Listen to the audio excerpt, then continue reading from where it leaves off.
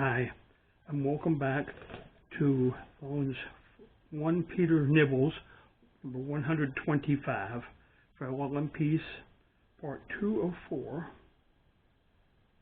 Confusion in Rome. And this, we sort of now talk about the situation which this was written in. We've already read 1 Peter 5:12 through 14.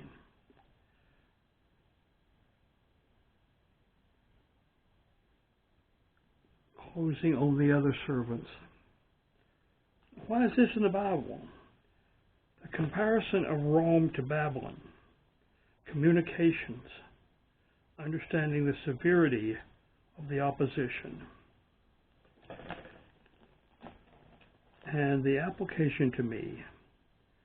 Commenting on verse 13, Peacee, one of those ancient commentators, Peter refers to Rome as Babylon, probably because of the enormous amount of idolatry which existed in both cities.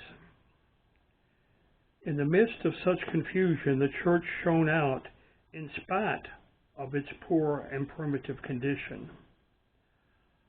Following the example set by people of Israel when they were in captivity in Babylon and found it hard to sing the Lord's song in a strange land.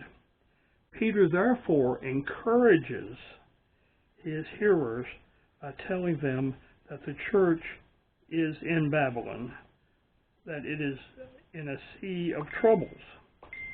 He also uses this image to remind them that the church cannot escape being mixed up with the evils of the world. And that's from his Peacee's on Peter 1. God leads us with yet another evil empire. And, we think about that evil empire. We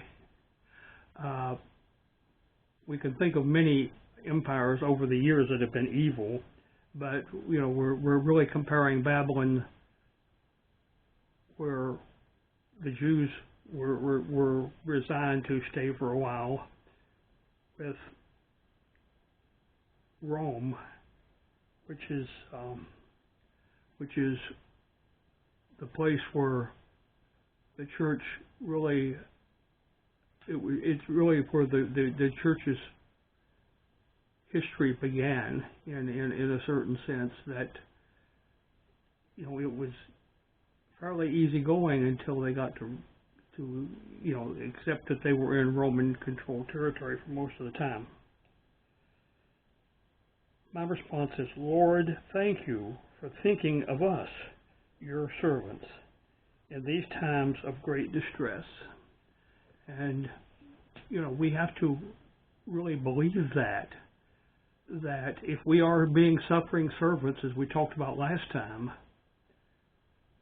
God knows that we're under great distress when we're suffering, but He wants us to still understand that we are His, and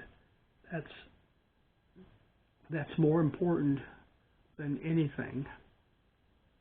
What's a few years of suffering compared with being in eternity with God and Jesus?